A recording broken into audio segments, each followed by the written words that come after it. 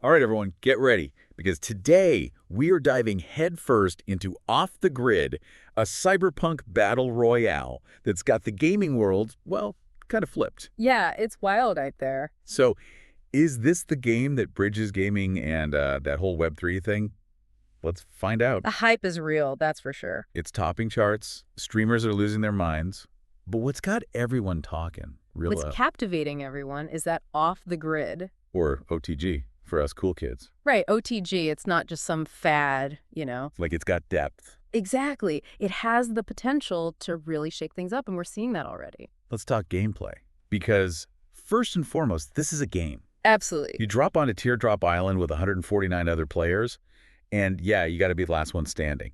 But it's Cyberpunk. Classic battle royale, but with a twist. Think like swappable robotic limbs. Oh, yeah, that changes everything. Totally changes the strategy. And it's not just a visual thing, right? These cybernetics, they fundamentally change how you play the game, how you approach combat. Yeah, need to scale a building, swap in the grappling arm, heavy fire. You need that energy shield. Keeps things interesting. Unpredictable. You never know what someone's going to pull out next.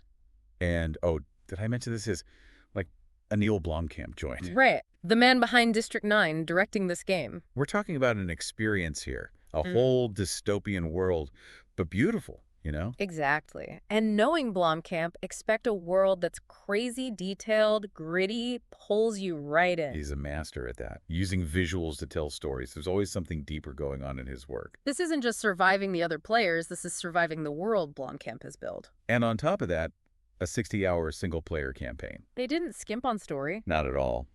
But here's where it gets really interesting. OTG, they're dipping their toes into the blockchain.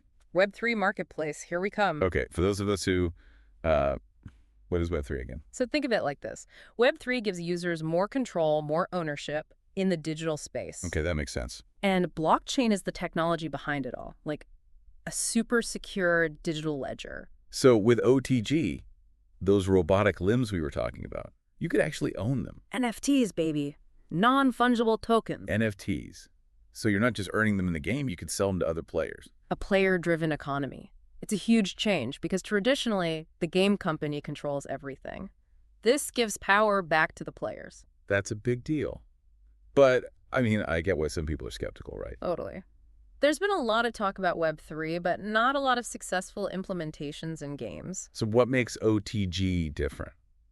I think they're playing it smart. They're not leading with the whole Web3 angle. They're focusing on making a killer game first. Which you can play right now, by the way. PlayStation 5, Xbox Series XS, even PC. Almost unheard of in the Web3 gaming world. It's like they're saying, hey, come for the awesome gameplay, the incredible world that Blomkamp has created. And oh, by the way, you can actually own a piece of this universe if you want. It could be the key to winning over those gamers who are still on the fence about blockchain.